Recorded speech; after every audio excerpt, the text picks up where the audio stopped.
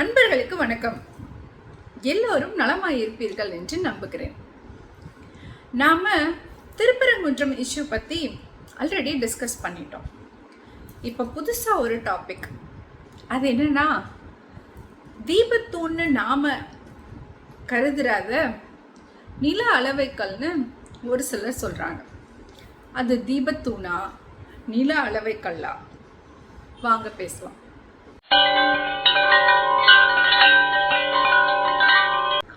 அறுபடை வீடுகளில் முதல் தலமாய் இருக்கிற திருப்பரங்குன்றம்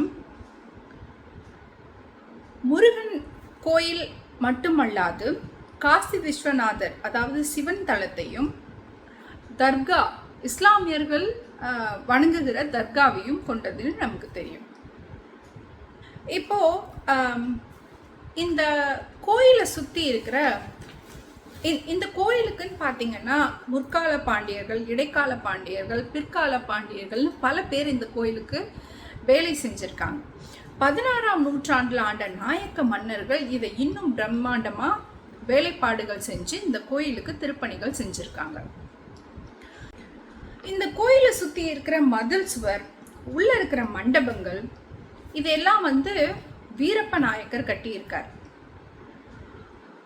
16ஆம் நூற்றாண்டில் திருமலை நாயக்கர் தன்னோட ஆட்சி காலத்தில் கட்டினது தான் இந்த தீபத்தூண். அது மட்டுமல்லாது அவருடைய உருவ சிலைகளும் அங்கே பொறிக்கப்பட்டிருக்கு. இறைவனை வணங்குற மாதிரியான உருவ சிலைகளையும் நீங்கள் கோயிலுக்கு போனால் தரிசிக்க முடியும். ரைட். நில அளவை கல்லுங்கிறது நிலத்தை அளக்கிறதுக்கு மெஷர் பண்ணுற ஒரு ஸ்டோன் இல்லையா? அது மேக்சிமம் 1 feet 2 feet ஹைட் இருக்க வாய்ப்பு இருக்குது. மோரோவர் அந்த மெஷர்மெண்ட்டுக்காக ஏதாவது ஒரு நம்பரோ இல்லை டைரக்ஷன்ஸ் பற்றின குறியீடோ எதுவுமே இருக்கணும் இல்லையா? அப்போ தான் அந்த நில அளவை கல்லுன்னு நாம் எடுத்துக்க முடியும். ஆர் ஜஸ்ட் சிம்பிளி ஒரு ஸ்டோனாவோ ஏதாவது இருந்தால் கூட we can consider it like that. But இந்த தூணை நீங்கள் பார்த்தீங்கன்னா இதில் சிற்பங்கள் இருக்குது. ஹனுமன் சிலை பர்டிகுலராக இருக்குது. அவர் இடது கையை அதாவது தன்னோட முகத்தை இடது பக்கம் திருப்பியும் ஒரு கையை தூக்கியும் இருக்கிற மாதிரியான சிற்பம் அதில் இருக்கு. Moreover on top of that pillar ஒரு 3 லிட்டர் எண்ணெயோ இல்லை நெய்யோ ஊற்றுற அளவுக்கான அமைப்பு இருக்கு.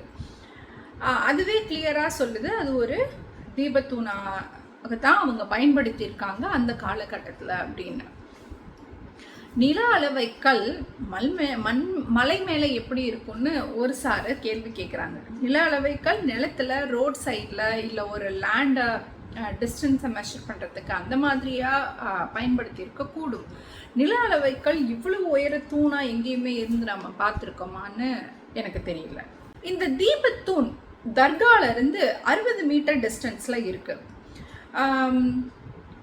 இப்போ வரைக்கும் இந்த தேதி வரைக்கும் பாமர இஸ்லாமிய சகோதர சகோதரிகள்லேருந்து ஒரு அமைப்பை சார்ந்த பெரிய தலைவர்கள் முதற்கொண்டு தீபம் ஏற்றுவதில் எங்களுக்கு எந்த இடையூறும் இல்லை அப்படிங்கிறத அவங்க திரும்ப திரும்ப திரும்ப பதிவு பண்ணிகிட்டே வர்றதை நம்மளால் பார்க்க முடியுது.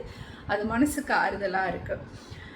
அவங்களுக்கு எல்லாமே நம்மளுடைய மனமார்ந்த நன்றிகள். நம்ம நெஞ்சார அவங்கள பாராட்டணும்.